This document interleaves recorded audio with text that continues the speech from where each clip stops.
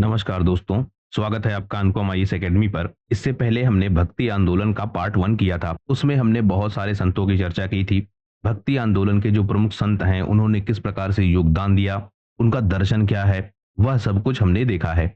आज की वीडियो में हम इसका पार्ट 2 देखेंगे और इसमें हम देखेंगे कि जो भक्ति आंदोलन के बचे हुए अन्य प्रमुख संत हैं, वह संत कौन-कौन से हैं और उनसे जुड़ी जो प्रमुख बातें हैं, जो परीक्षाओं में आपसे पूछी जाती हैं, उन्हें भी हम समझने का प्रयास करेंगे। अगर आपने इससे पहले वाला वीडियो ना देखा हो, यानी पार्ट 1 ना देखा हो, तो पहले उसको देख लीजिए, क्योंकि उसमें भी बहुत सारे संतों की चर्चा की गई है।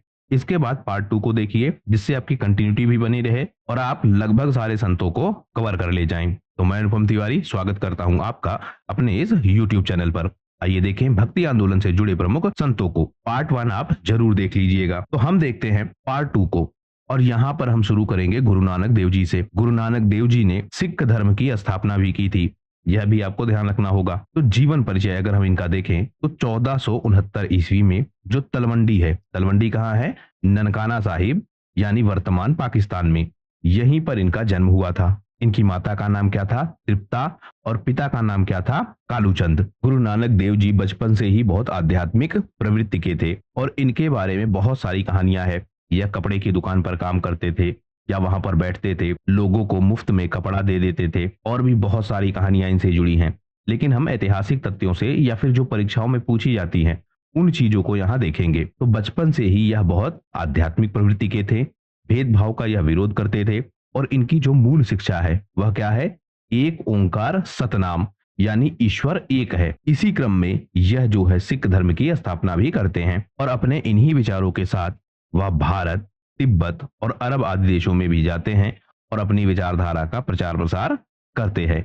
आपको यहाँ से क्या याद रखना है? तलवंडी जिला जो कि ननकाना साहिब में है पाकिस्तान में, वहां पर इनका जन्म हुआ था। यही सबसे ज्यादा पूछा जाता है। इनके शिष्य कौन है? मर्दाना।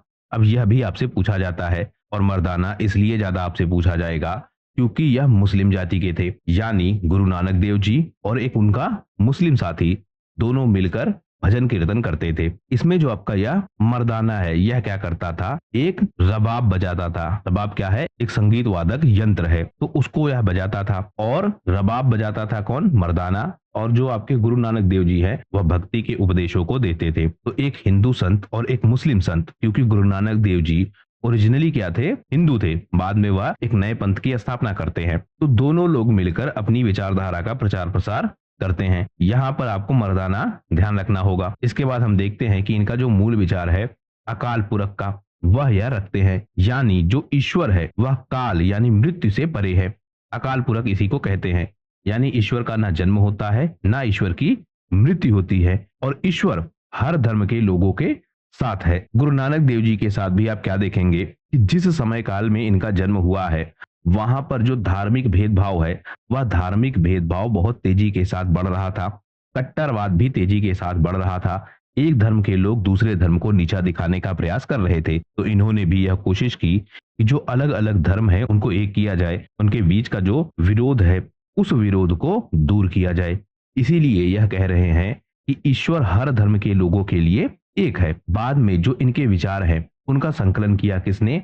अर्जुन देव ने। और जो प्रमुख ग्रंथ है सिख धर्म का, गुरु ग्रंथ साहिब, उसमें इनके विचारों को रखा गया। अर्जुन देव ने क्या किया? बहुत सारे विचारों को हमने देखा, सूफी संतों के कुछ विचारों को हमने देखा, हिंदू धर्म के यानी कि जो भक्ति आंदोलन के कुछ संत हैं उनके विचारों को, गुरु नानक देव जी के विचारों को, तो बहुत सारे विचारों को संकलित करके आदि ग्रंथ यानी कि जो आपका गुरु ग्रंथ साहिब है उसका संकलन करवाया, उसको निर्मित करवाया। तो जो नानक के विचार हैं वह हमको गुरु ग्रंथ साहब में दिखते हैं। हम यह भी देखते हैं कि जो अकबर है, जिसने एक नीति चलाई थी सुलह ए कुल की नीति, जिसमें वह अलग अलग संप्रदाय के जो विचार हैं उन विचारों को समझना चाहता था। उसके आधार पर एक सामाजिक व्यवस्था या राजनीतिक व्यवस्था में ऐसे परिवर्तन करना चाहता था जिससे जो सभी धर्म के लोग हैं वह उसकी सत्ता को स्वीकार करें और वह उसके साथ मिलजुल कर रह सके।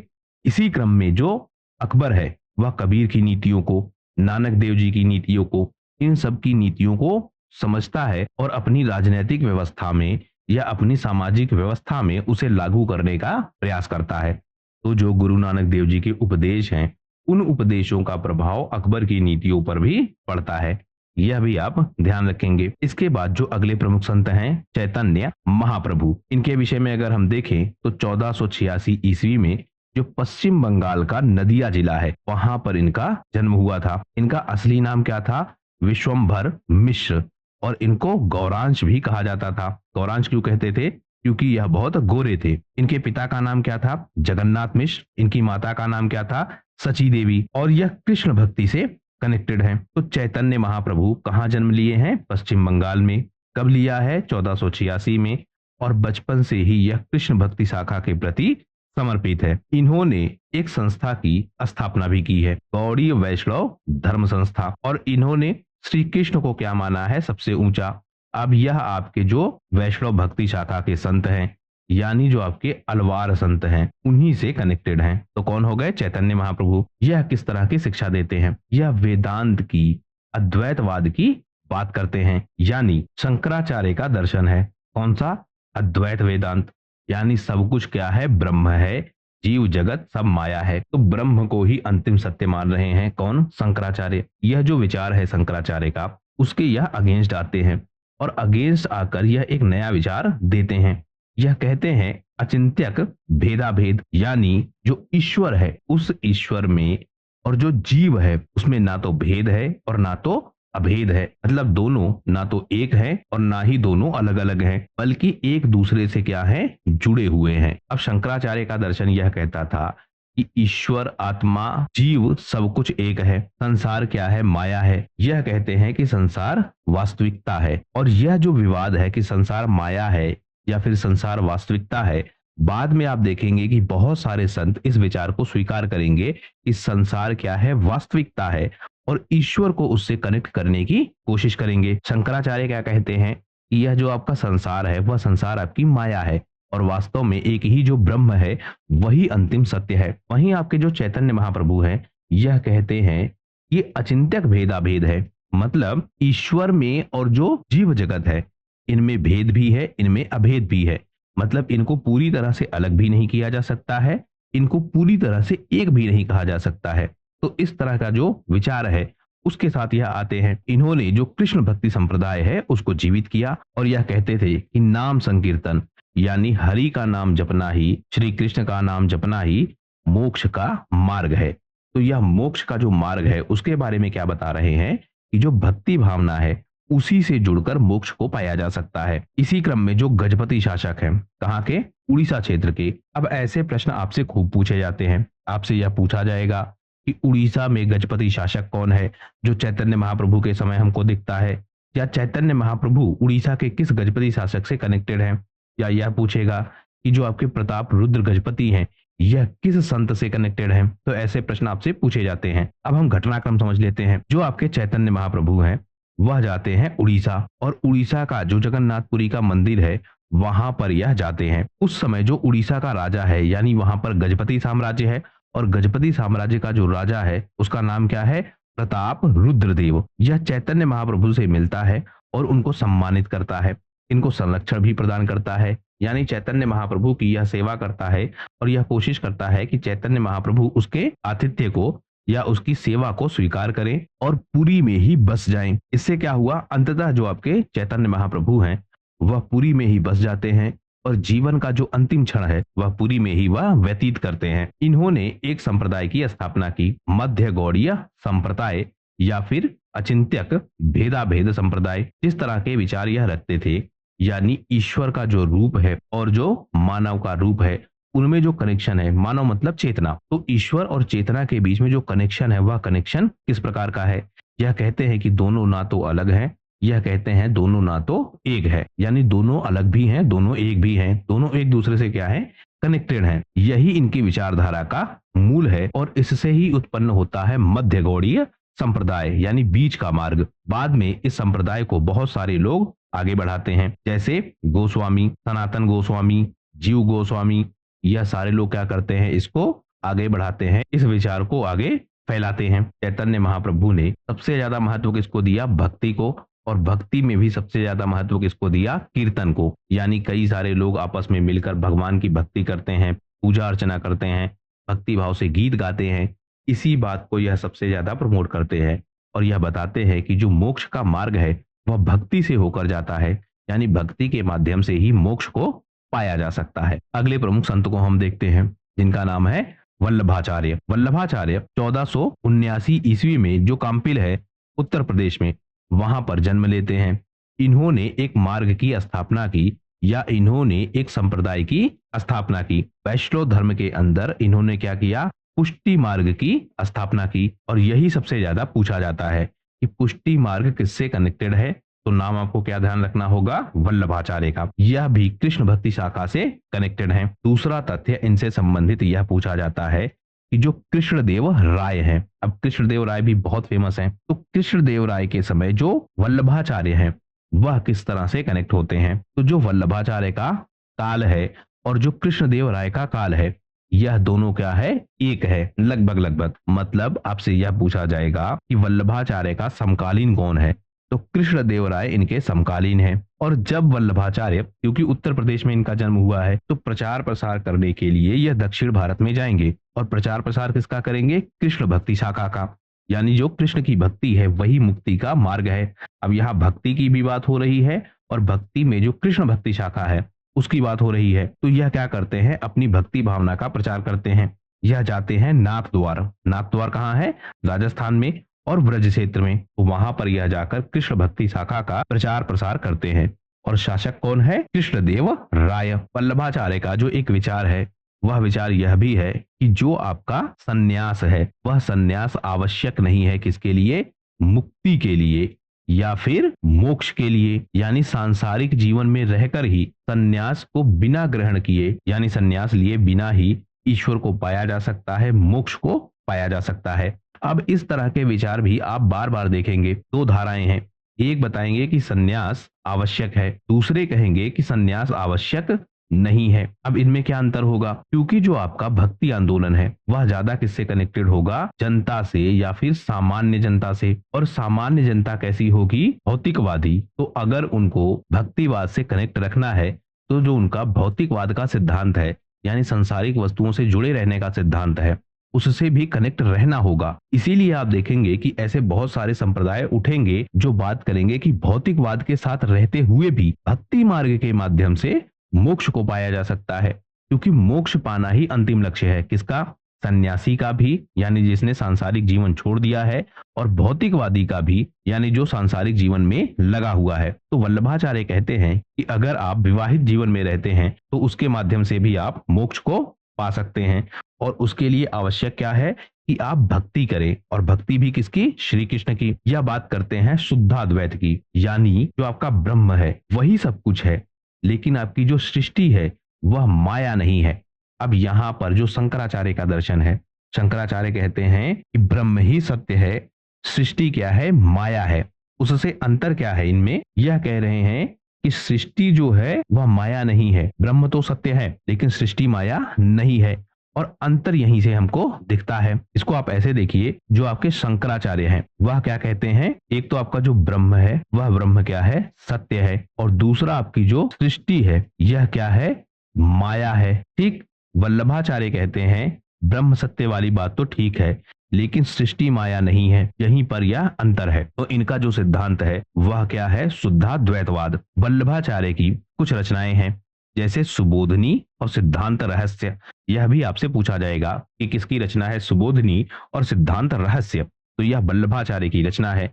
जो आपकी सुबोधनी है यह श्रीमद् भगवत गीता पर आधारित है, यानी उसी के विषयों को इनमें शामिल किया गया है। और जो आपका सिद्धांत रहस्य है वह शुद्धाद्वैत की बात करता है कि जो आपका ब्रह्म है और जो आपका संसार है, इनमें किस तरह का कनेक्शन है, वास्तव में सत्य कौन है, इन सब की चर्चा इस सिद्धांत रहस्य में यह करते हैं। तो सिद्धांत रहस्य और सुबोधनी दोनों कनेक्टेड किससे हैं? वल्लभाचार्य से। यह जो वल्लभाचार्य हैं इनके पुत्र हैं विट्ठलनाथ, और विट्ठलनाथ कनेक्टेड हैं किससे? अकबर से। यह भी तथ्य आपको ध्यान रखना होगा। दरअसल जो वल्लभाचार्य के पुत्र हैं विट्ठलनाथ, जिनको कहा जाता है गोस्वामी विट्ठल जी, इन्होंने जो पुष्टि मार्ग है उस मार्ग को आगे फैलाया। यानी वल्लभाचार्य के पुत्र हैं और वल्लभाचार्य के जो विचार हैं उन विचारों को यह आगे फैला रहे थे, उसका प्रचार प्रसार कर रहे थे।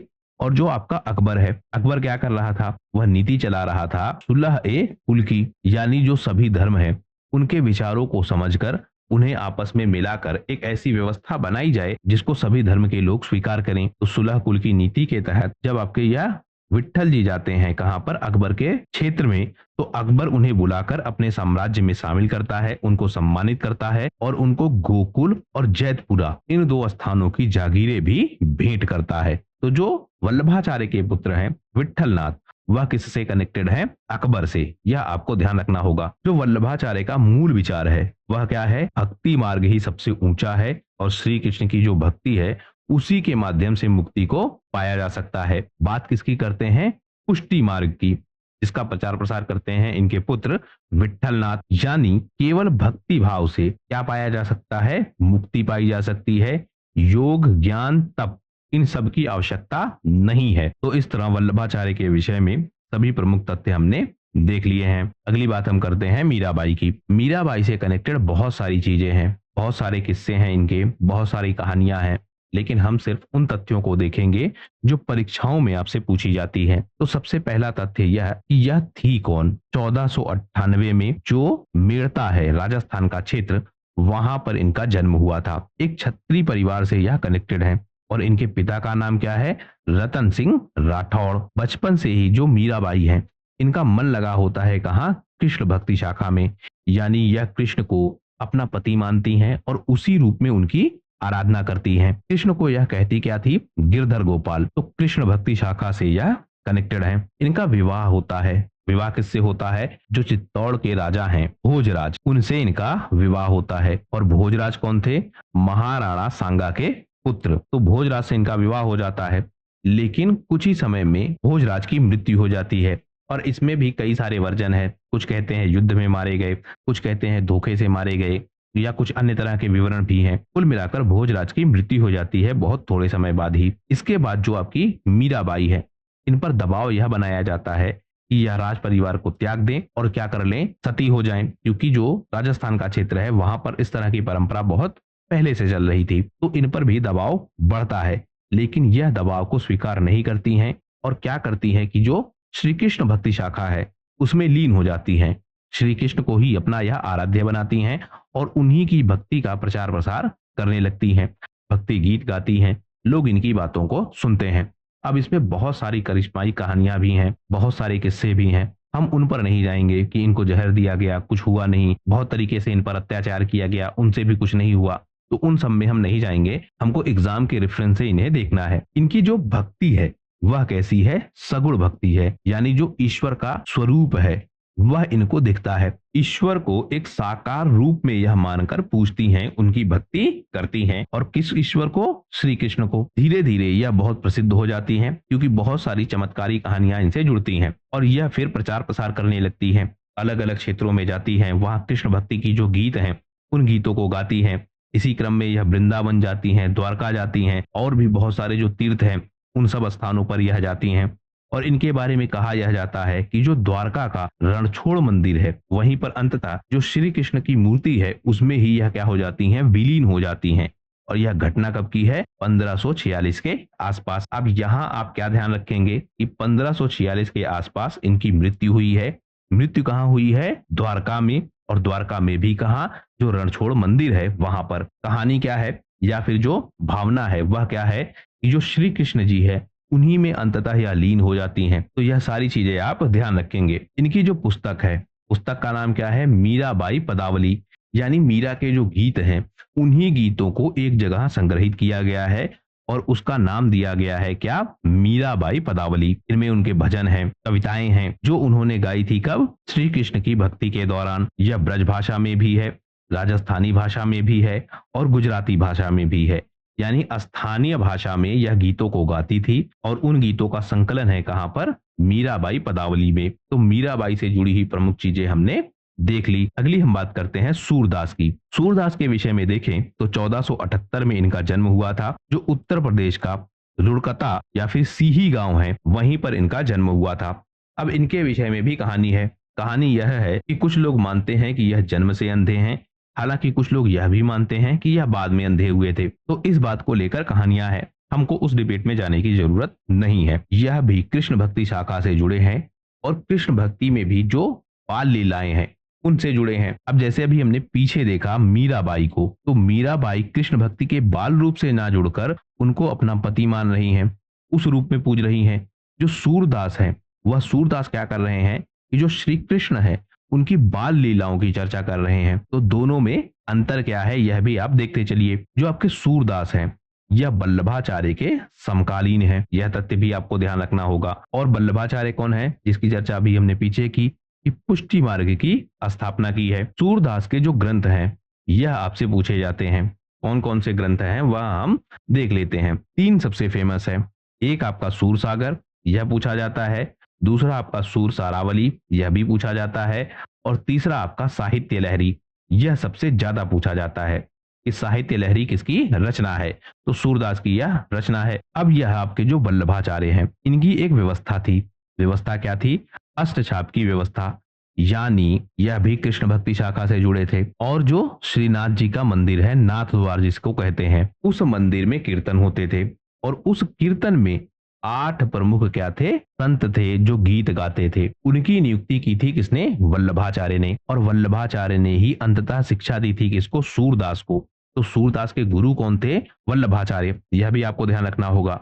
तो 8 वह क्या थे? संत थे और वह गीत गाते थे। उनमें एक आपके कौन थे? सूरदास भी। तो यह आपको ध्यान रखना होगा कि वह कौन सा भक्ति आंदोलन से जुड़ा हुआ संत है जिसकी नियुक्ति की थी वल्लभाचार्य ने श्रीनाथ जी के मंदिर में, यानी कि नाथ द्वार के मंदिर में कीर्तन गायन के लिए। तो उसमें एक नाम हो गया सूरदास का।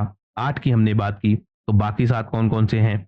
एक आपके कुंभन दास, एक आपके परमानंद दास, एक आपके नंददास, एक आपके कृष्णदास, एक आपके गोविंद स्वामी, एक आपके छीत स्वामी और एक आपके चतुर्भुज दास। तो यह 7 अन्य प्रमुख संत हैं। एक आपके सूरदास। कुल मिलाकर 8 संत है जिनको नियुक्त किया गया था नाथ द्वार में, और वहां पर यह भक्ति गीतों को गाते थे। अब जो आपके सूरदास है और जो आपका अकबर है और जो आपके जहांगीर है, इनसे कनेक्शन एस्टेब्लिश होता है। दरअसल अकबर की जो नीतियां हैं उन्हीं नीतियों को बाद में जहांगीर भी लागू करता है। हमने जब देखा था सूफी संप्रदाय, तो उस सूफी संप्रदाय में हमने यह देखा था कि जो आपका नक्शबंदी संप्रदाय है, यह नक्शबंदी संप्रदाय अकबर के अगेंस्ट होता है, क्योंकि अकबर नीति चला रहा था सुलह ए कुल की नीति, और नक्शबंदी संप्रदाय कहता था कि जो कट्टर इस्लाम है उसी नीतियों के तहत साम्राज्य को चलाया जाना चाहिए, यानी शासन की जो नीतियां हो वह कट्टर इस्लामी व्यवस्थाओं पर आधारित हों। तो इसी क्रम में अकबर और जहांगीर दोनों से विवाद होता है सूफी संतों का। अकबर क्या कर रहा था? जो अन्य धर्मों के लोग हैं उनके विचारों को सुन रहा था, और किसके तहत? सुलह ए कुल की नीति के तहत।